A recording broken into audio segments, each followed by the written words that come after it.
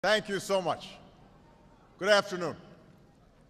I am honored to be in the timeless city of Cairo and to be hosted by two remarkable institutions.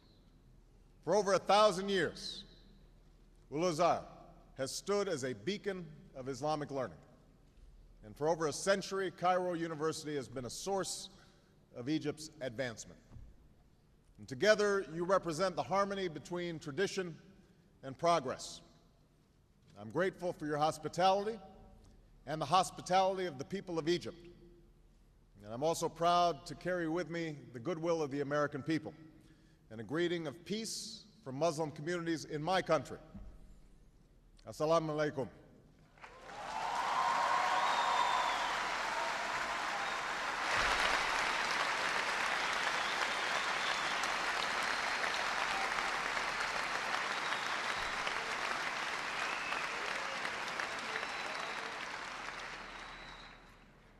We meet at a time of great tension between the United States and Muslims around the world.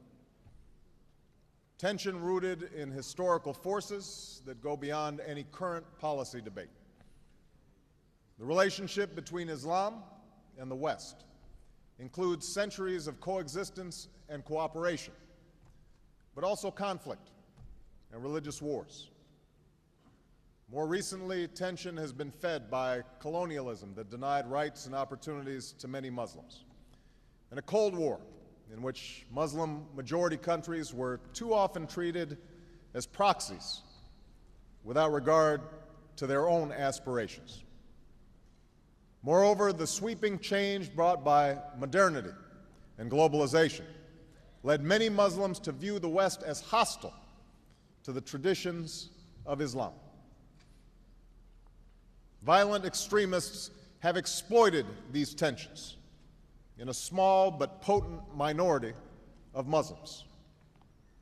The attacks of September 11, 2001, and the continued efforts of these extremists to engage in violence against civilians has led some in my country to view Islam as inevitably hostile not only to America and Western countries, but also to human rights.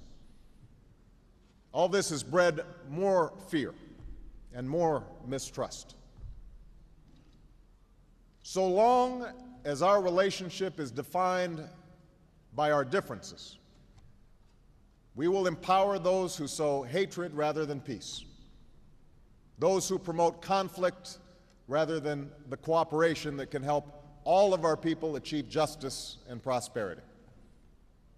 And this cycle of suspicion and discord must end.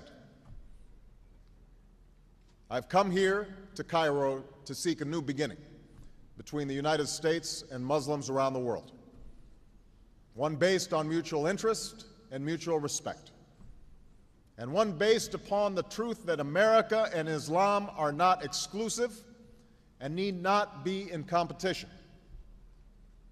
Instead, they overlap and share common principles of justice and progress, tolerance, and the dignity of all human beings. I do so recognizing that change cannot happen overnight. I know there's been a lot of publicity about this speech, but no single speech can eradicate years of mistrust, nor can I answer in the time that I have this afternoon all the complex questions that brought us to this point. But I am convinced that in order to move forward, we must say openly to each other the things we hold in our hearts, and that too often are said only behind closed doors. There must be a sustained effort to listen to each other, to learn from each other, to respect one another, and to seek common ground. As the Holy Quran tells us, be conscious of God and speak always the truth.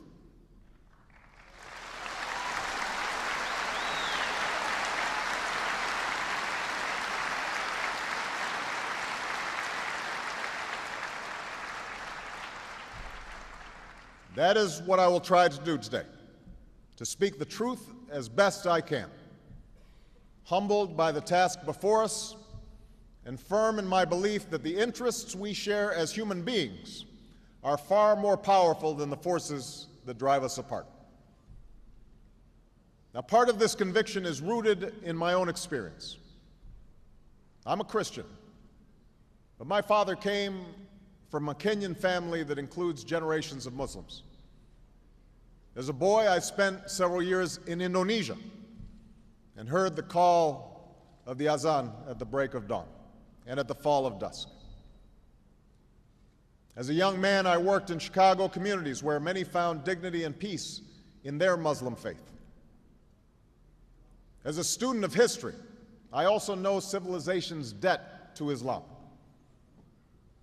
It was Islam at places like Al-Azhar that carried the light of learning through so many centuries, paving the way for Europe's Renaissance and Enlightenment. It was innovation in Muslim communities.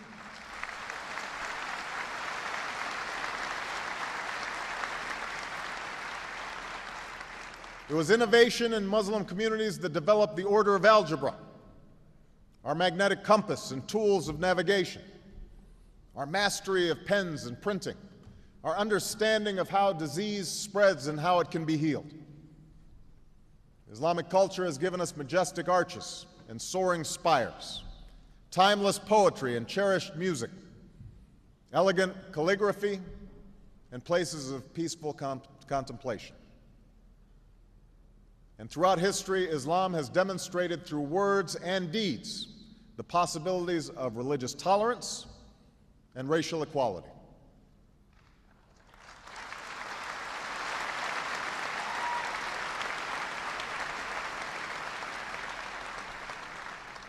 I also know that Islam has always been a part of America's story. The first nation to recognize my country was Morocco. In signing the Treaty of Tripoli in 1796, our second president, John Adams, wrote, "The United States has in itself no character of enmity against the laws, religion, or tranquility of Muslims." And since our founding, American Muslims have enriched the United States.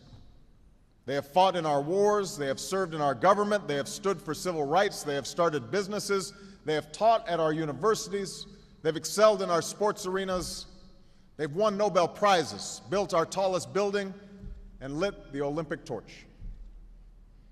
And when the first Muslim American was recently elected to Congress, he took the oath to defend our Constitution using the same Holy Quran that one of our founding fathers, Thomas Jefferson, kept in his personal library.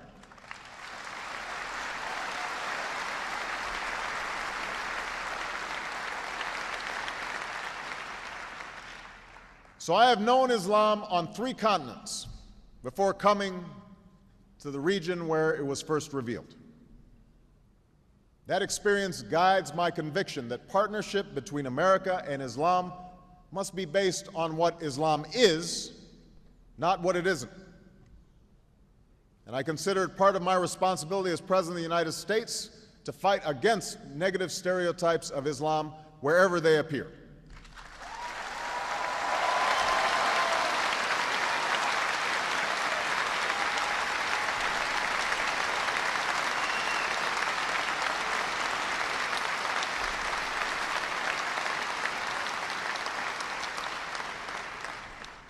But that same principle must apply to Muslim perceptions of America.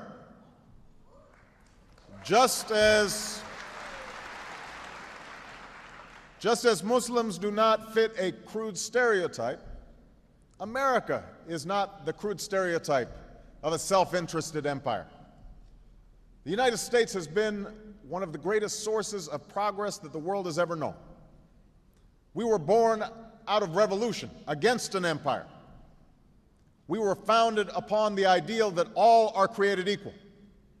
And we have shed blood and struggled for centuries to give meaning to those words, within our borders and around the world.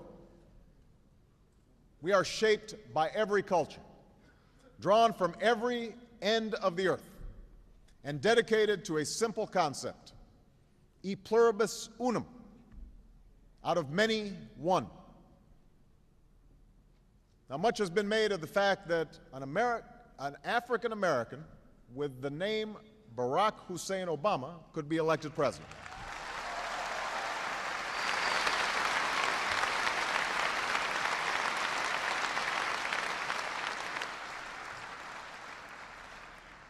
But my personal story is not so unique.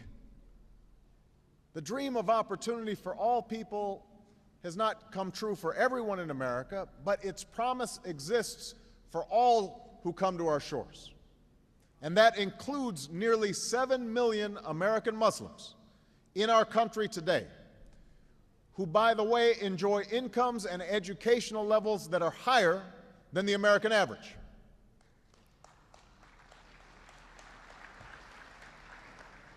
Moreover, freedom in America is indivisible from the freedom to practice one's religion. That is why there is a mosque in every state in our union and over 1,200 mosques within our borders. That's why the United States government has gone to court to protect the right of women and girls to wear the hijab and to punish those who would deny it. So let there be no doubt.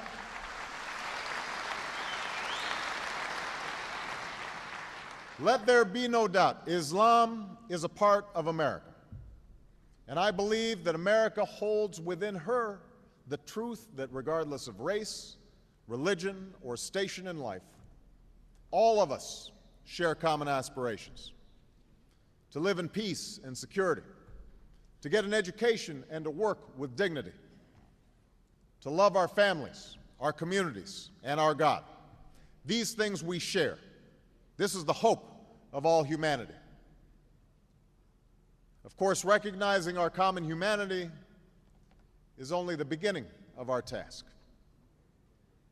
Words alone cannot meet the needs of our people.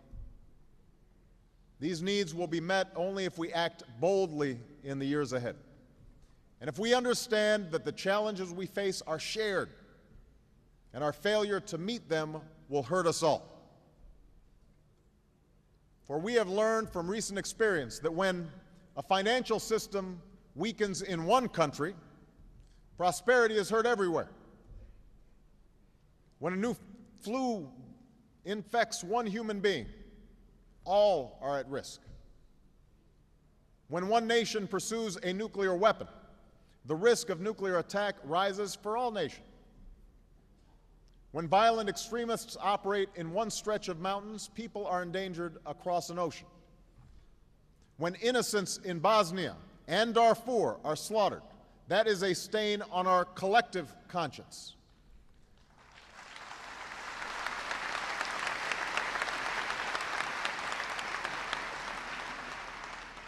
That is what it means to share this world in the 21st century.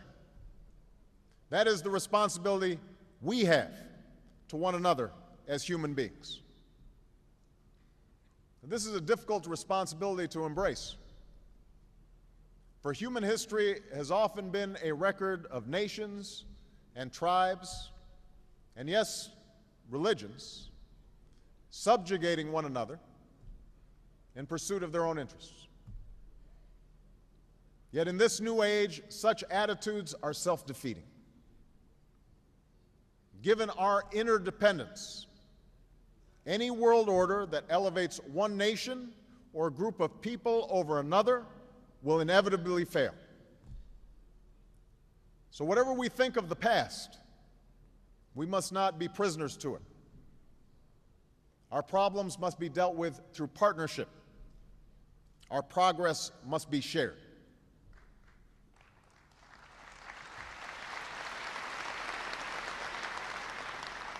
Now, that does not mean we should ignore sources of tension. Indeed, it suggests the opposite. We must face these tensions squarely.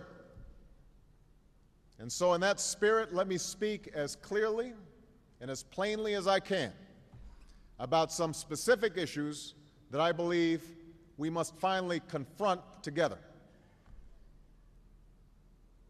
The first issue that we have to confront is violent extremism in all of its forms.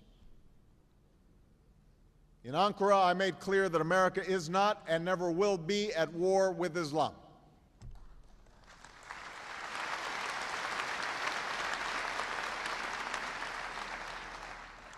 We will, however, relentlessly confront violent extremists who pose a grave threat to our security, because we reject the same thing that people of all faiths reject: the killing of innocent men, women, and children.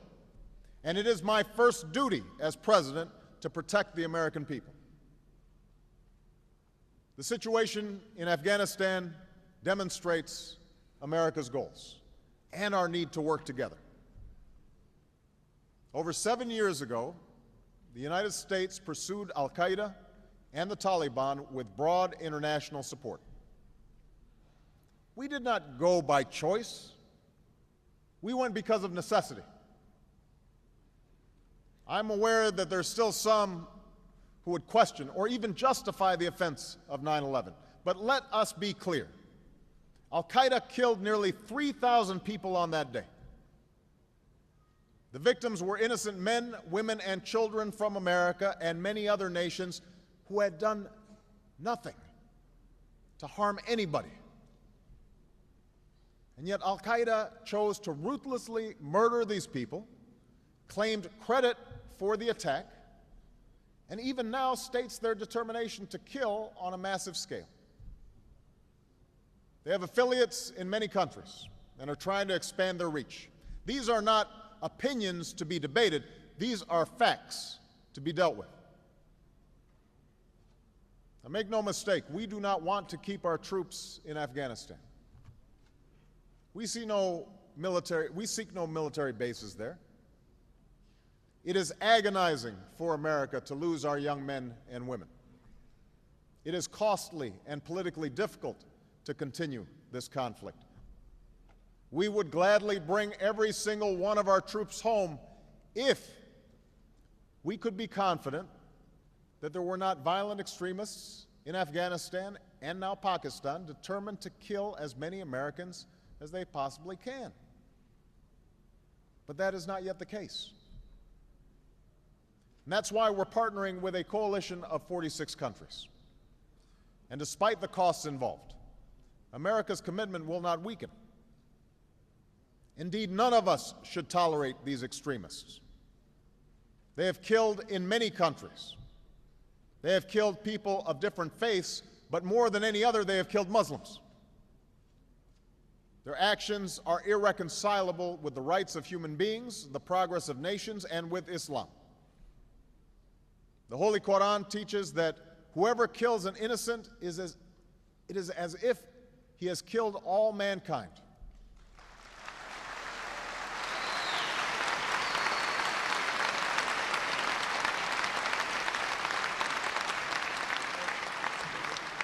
And the Holy Quran also says, whoever saves a person, it is as if he has saved all mankind.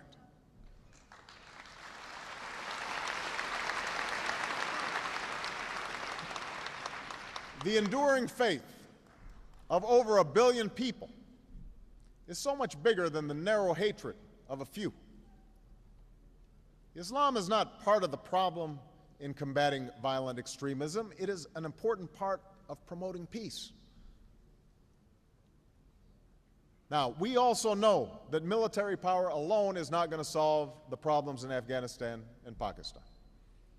That's why we plan to invest $1.5 billion each year over the next 5 years to partner with Pakistanis to build schools and hospitals, roads and businesses, and hundreds of millions to help those who've been displaced.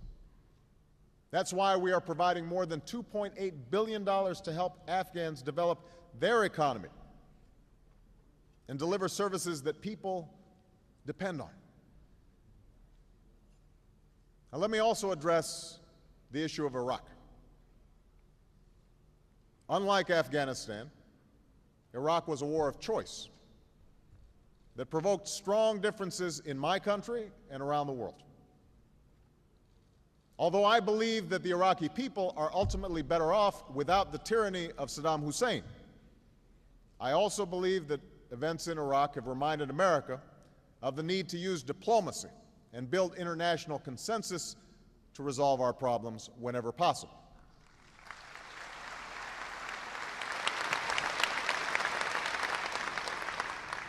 Indeed, we can recall the words of Thomas Jefferson, who said, "I hope that our wisdom will grow with our power and teach us that the less we use our power, the greater it will be."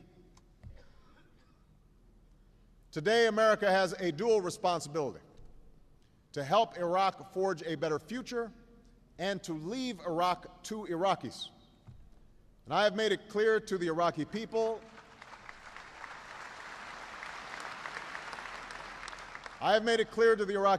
that we pursue no bases and no claim on their territory or resources. Iraq's sovereignty is its own. And that's why I ordered the removal of our combat brigades by next August. That is why we will honor our agreement with Iraq's democratically elected government to remove combat troops from Iraqi cities by July, and to remove all of our troops from Iraq by 2012.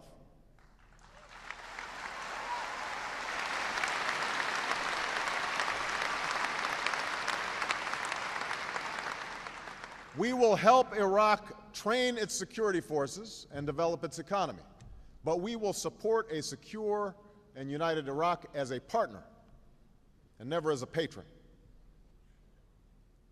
And finally, just as America can never tolerate violence by extremists, we must never alter or forget our principles.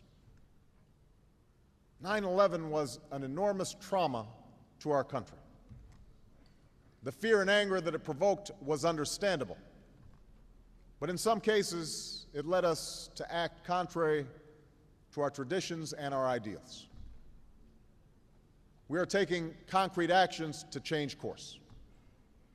I have unequivocally prohibited the use of torture by the United States, and I have ordered the prison at Guantanamo Bay closed by early next year.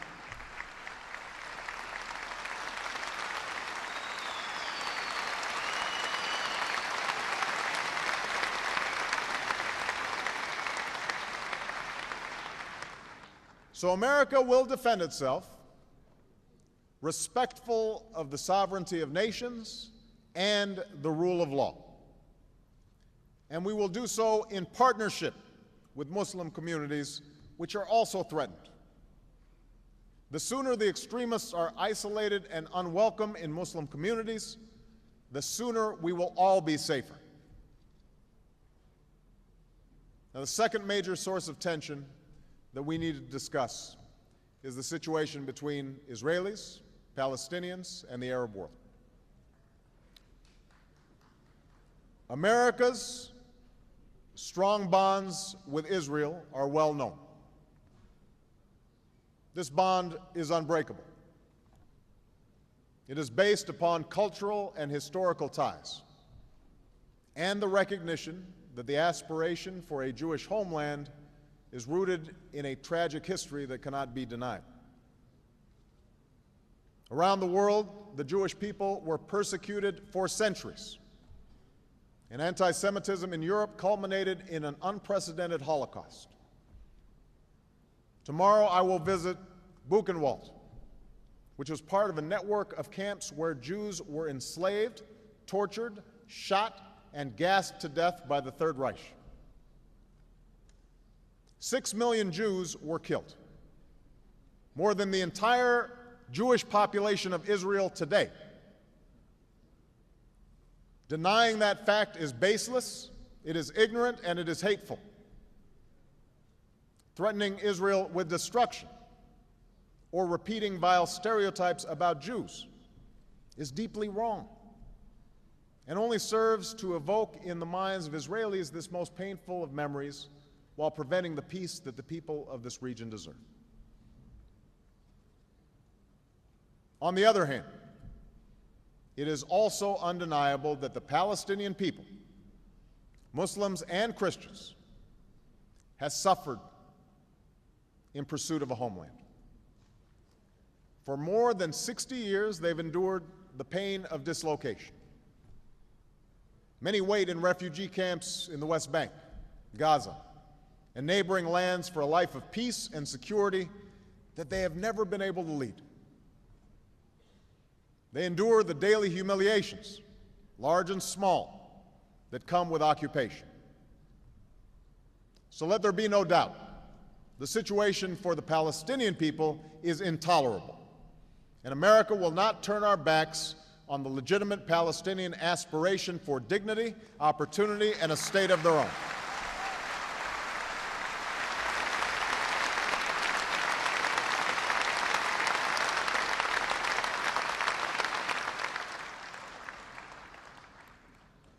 For decades, then, there has been a stalemate. Two peoples with legitimate aspirations, each with a painful history that makes compromise elusive. It's easy to point fingers. For Palestinians to point to the displacement brought about by Israel's founding, and for Israelis to point to the constant hostility and attacks throughout its history, from within its borders as well as beyond. But if we see this conflict only from one side or the other, then we will be blind to the truth. The only resolution is for the aspirations of both sides to be met through two states where Israelis and Palestinians each live in peace and security.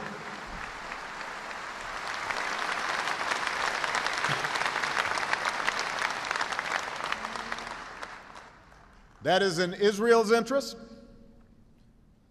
Palestine's interest, America's interest, and the world's interest. And that is why I intend to personally pursue this outcome with all the patience and dedication that the task requires. The obligations that the parties have agreed to under the roadmap are clear. For peace to come, it is time for them and all of us to live up to our responsibilities. Palestinians must abandon violence. Resistance through violence and killing is wrong, and it does not succeed. For centuries, black people in America suffered the lash of the whip as slaves and the humiliation of segregation. But it was not violence that won full and equal rights. It was a peaceful and determined insistence upon the ideals at the center of America's founding. This same story can be told by people from South Africa to South Asia, from Eastern Europe to Indonesia. It's a story with a simple truth. Violence is a dead end. It is a sign neither of courage nor power to shoot rockets at sleeping children or to blow up old women on a bus. That's not how moral authority is claimed. That's how it is surrendered. Now is the time for Palestinians to focus on what they can build. The Palestinian Authority must develop its capacity to govern with institutions that serve the needs of its people. Hamas does have support among some Palestinians, but they also have to recognize they have responsibilities to play a role in fulfilling Palestinian aspirations, to unify the Palestinian people. Hamas must put an end to violence, recognize past agreements, recognize Israel's right to exist. At the same time, Israelis must acknowledge that just as Israel's right to exist cannot be denied, neither can Palestine's. The United States does not accept the legitimacy of continued Israeli settlements.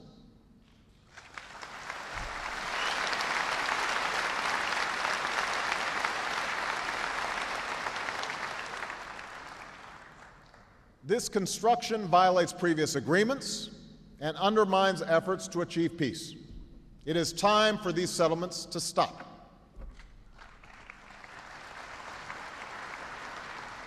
And Israel must also live up to its obligation to ensure that Palestinians can live and work and develop their society. Just as it devastates Palestinian families, the continuing humanitarian crisis in Gaza does not serve Israel's security. Neither does the continuing lack of opportunity in the West Bank.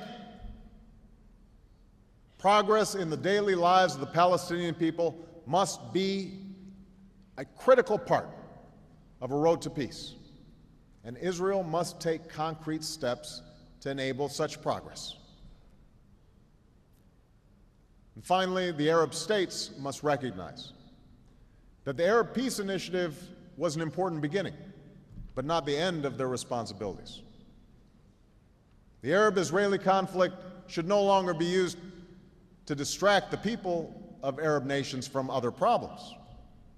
Instead, it must be a cause for action to help the Palestinian people develop the institutions that will sustain their state, to recognize Israel's legitimacy, and to choose progress over a self-defeating focus on the past. America will align our policies with those who pursue peace, and we will say in public what we say in private to Israelis and Palestinians and Arabs.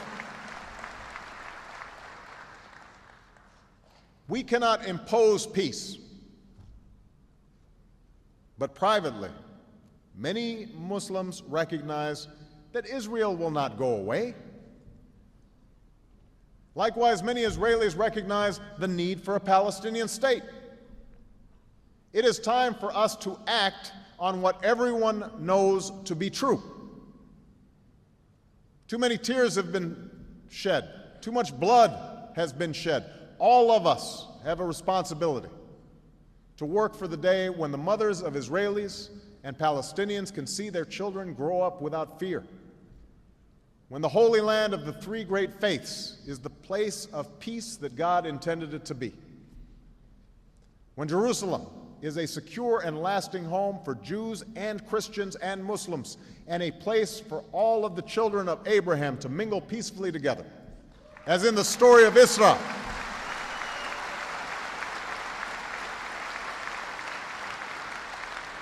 As in the story of Isra, when Moses, Jesus, and Muhammad, peace be upon them, joined in prayer.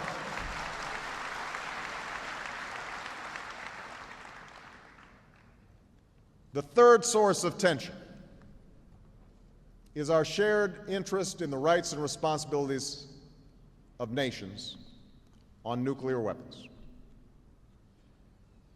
This issue has been a source of tension between the United States and the Islamic Republic of Iran. For many years, Iran has defined itself in part by its opposition to my country.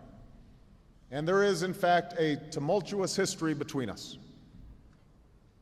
In the middle of the Cold War, the United States played a role in the overthrow of a democratically elected Iranian government. Since the Islamic Revolution, Iran has played a role in acts of hostage-taking and violence against U.S. troops and civilians. This history is well known.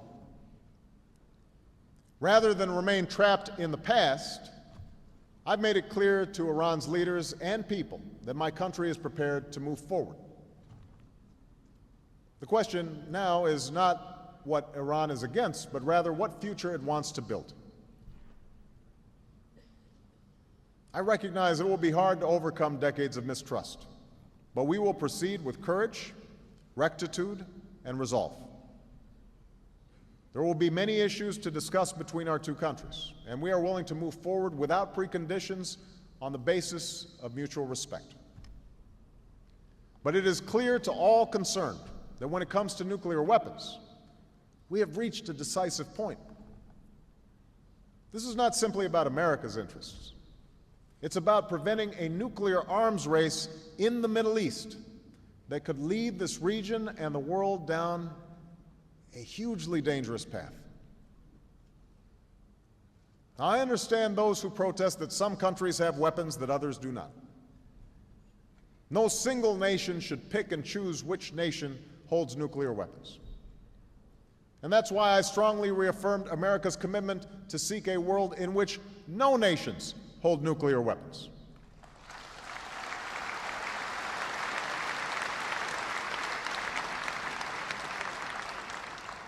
And any nation, including Iran, should have the right to access peaceful nuclear power if it complies with its responsibilities under the Nuclear Non-Proliferation Treaty.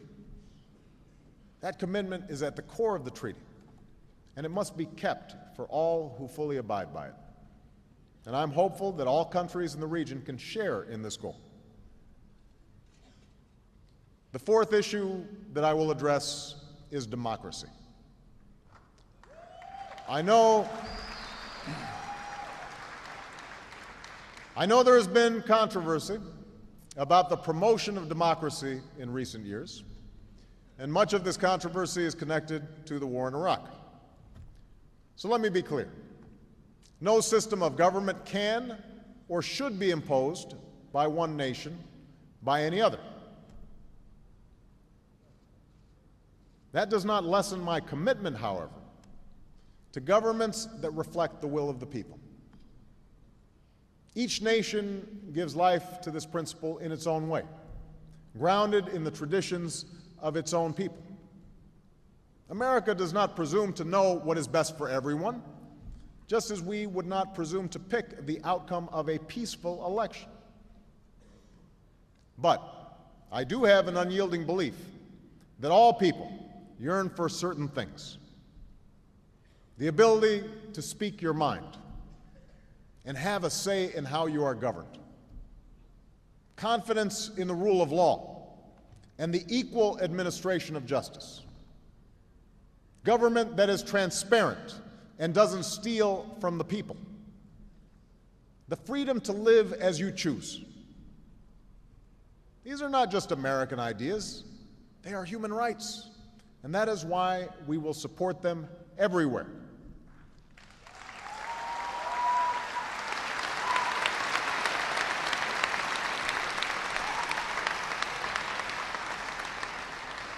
Now, there is no straight line to realize this promise, but this much is clear.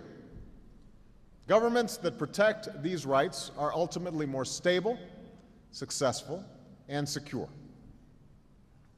Suppressing ideas never succeeds in making them go away. America respects the right of all peaceful and law-abiding voices to be heard around the world, even if we disagree with them.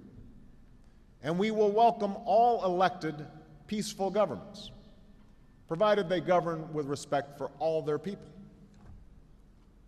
This last point is important because there are some who advocate for democracy only when they're out of power. Once in power, they are ruthless in suppressing the rights of others.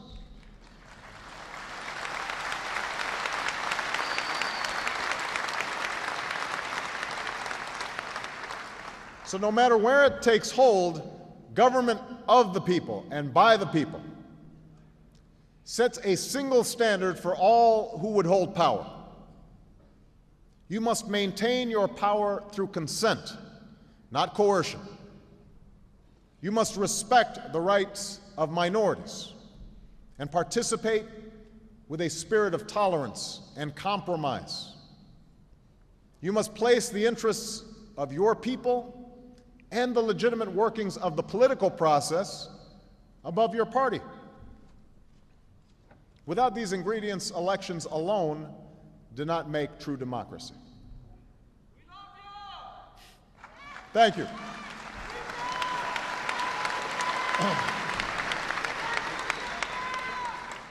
The fifth issue that we must address together is religious freedom. Islam has a proud tradition of tolerance. We see it in the history of Andalusia and Cordoba during the Inquisition. I saw it firsthand as a child in Indonesia, where devout Christians worshiped freely in an overwhelmingly Muslim country. That is the spirit we need today. People in every country should be free to choose and live their faith based upon the persuasion of the mind and the heart and the soul. This tolerance is essential for religion to thrive, but it's being challenged in many different ways. Among some Muslims, there's a disturbing tendency to measure one's own faith by the rejection of somebody else's faith.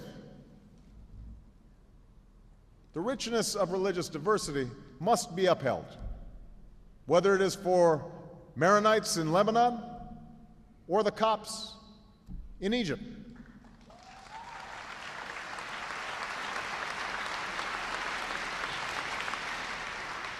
And if we are being honest, fault lines must be closed among Muslims as well, as the divisions between Sunni and Shia have led to tragic violence, particularly in Iraq. Freedom of religion is central to the ability of peoples to live together. We must always examine the ways in which we protect it. For instance, in the United States, rules on charitable giving have made it harder for Muslims to fulfill their religious obligation. That's why I'm committed to working with American Muslims to ensure that they can fulfill zakat. Likewise, it is important for Western countries to avoid impeding Muslim citizens from practicing religion as they see fit. For instance, by dictating what clothes a Muslim woman should wear. We can't disguise hostility towards any religion behind the pretense of liberalism. In fact, faith should bring us together. And that's why we're forging service projects in America that bring together Christians, Muslims, and Jews. That's why we welcome efforts like Saudi Arabian King Abdullah's interfaith dialogue and Turkey's leadership in the Alliance of Civilizations. Around the world, we can turn dialogue into interfaith service, so bridges between peoples lead to action, whether it is combating malaria in Africa or providing relief after a natural disaster. The sixth issue that I want to address is women's rights. I know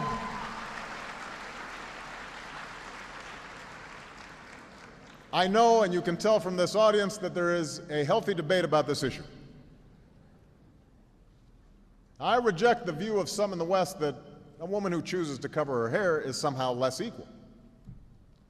But I do believe that a woman who is denied an education is denied equality.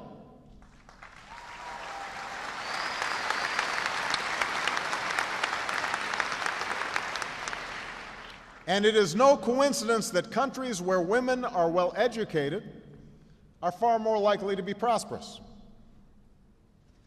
Now, let me be clear. Issues of women's equality are by no means simply an issue for Islam. In Turkey, Pakistan, Bangladesh, Indonesia, we've seen Muslim-majority countries elect a woman to lead. Meanwhile, the struggle for women's equality continues in many aspects of American life and in countries around the world. I am convinced that our daughters can contribute just as much to society as our sons.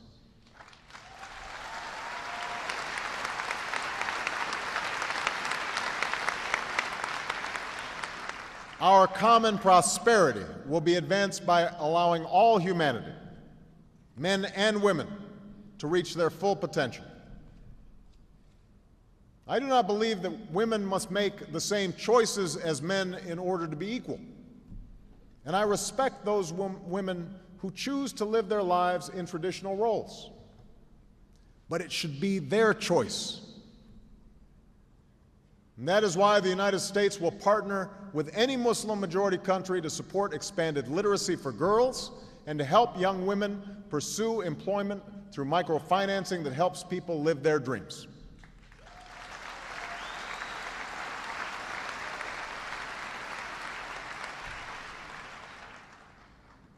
Finally, I want to discuss economic development and opportunity. I know that for many, the face of globalization is contradictory. The internet and television can bring knowledge and information, but also offensive sexuality and mindless violence into the home. Trade can bring new wealth and opportunities, but also huge disruptions and change in communities.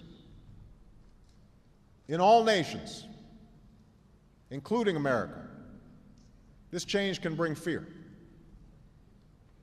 Fear that because of modernity, we lose control over our economic choices, our politics, and most importantly, our identities, those things we most cherish about our communities, our families, our traditions, and our faith. But I also know that human progress cannot be denied.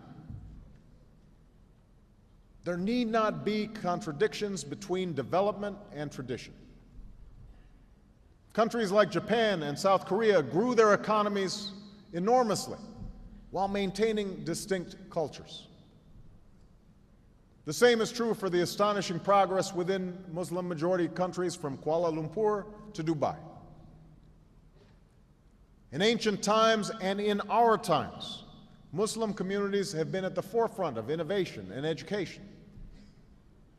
And this is important because no development strategy can be based only upon what comes out of the ground, nor can it be sustained while young people are out of work. Many Gulf states have enjoyed great wealth as a consequence of oil, and some are beginning to focus it on broader development. But all of us must recognize that education and innovation will be the currency of the 21st century. And in too many Muslim communities, there remains underinvestment in these areas. I'm emphasizing such investment within my own country. And while America in the past has focused on oil and gas when it comes to this part of the world, we now seek a broader engagement. On education, we will expand exchange programs and increase scholarships, like the one that brought my father to America.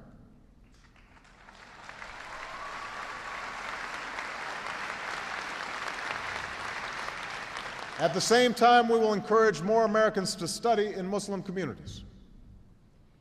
And we will match promising Muslim students with internships in America, invest in online learning for teachers and children around the world, and create a new online network so a young person in Kansas can communicate instantly with a young person in Cairo. On economic development, we will create a new corps of business volunteers to partner with counterparts in Muslim-majority countries. And I will host a summit on entrepreneurship this year to identify how we can deepen ties between business leaders, foundations, and social entrepreneurs in the United States and Muslim communities around the world.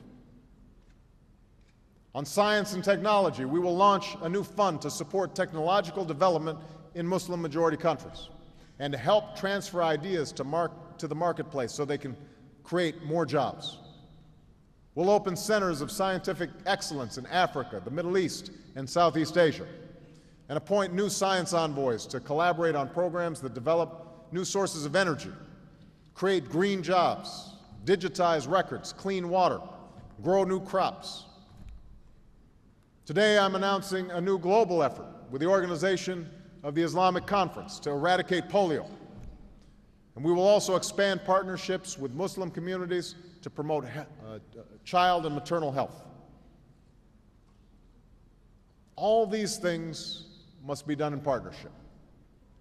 Americans are ready to join with citizens and governments, community organizations, religious leaders, and businesses in Muslim communities around the world to help our people pursue a better life. And the issues that I have described will not be easy to address. But we have a responsibility to join together on behalf of the world that we seek. A world where extremists no longer threaten our people and American troops have come home. A world where Israelis and Palestinians are each secure in a state of their own, and nuclear energy is used for peaceful purposes. A world where governments serve their citizens and the rights of all God's children are respected. Those are mutual interests That is the world we seek. But we can only achieve it together.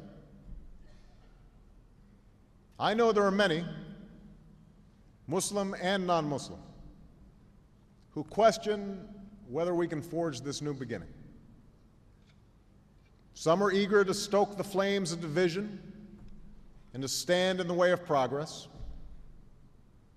Some suggest that it isn't worth the effort, that we are fated to disagree, and civilizations are doomed to clash.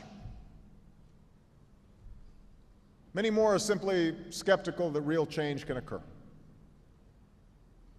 There's so much fear, so much mistrust that has built up over the years. But if we choose to be bound by the past, we will never move forward. And I want to particularly say this to young people of every faith, in every country. You, more than anyone, have the ability to reimagine the world, to remake this world. All of us share this world for but a brief moment in time. The question is whether we spend that time focused on what pushes us apart, or whether we commit ourselves to an effort, a sustained effort, to find common ground, to focus on the future we seek for our children, and to respect the dignity of all human beings. It's easier to start wars than to end them. It's easier to blame others than to look inward. It's easier to see what is different about someone than to find the things we share. But we should choose the right path, not just the easy path. There's one rule that lies at the heart of every religion: that we do unto others as we would have them do unto us.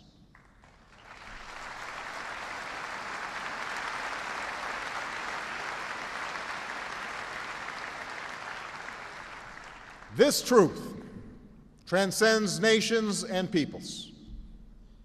A belief that isn't new, that isn't black or white or brown, that isn't Christian or Muslim or Jew. It's a belief that pulsed in the cradle of civilization and that still beats in the hearts of billions around the world. It's a faith in other people, and it's what brought me here today.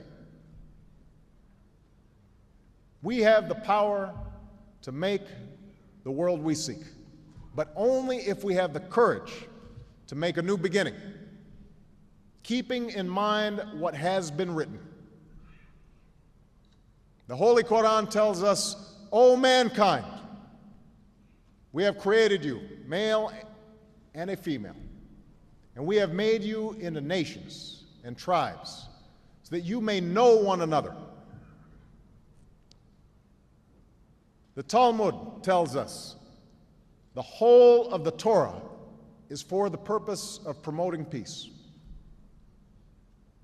The Holy Bible tells us, "Blessed are the peacemakers, for they shall be called sons of God."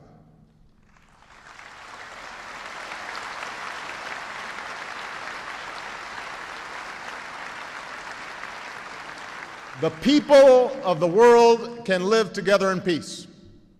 We know that is God's vision. Now that must be our work here on earth. Thank you, and may God's peace be upon you. Thank you very much. Thank you. Thank you.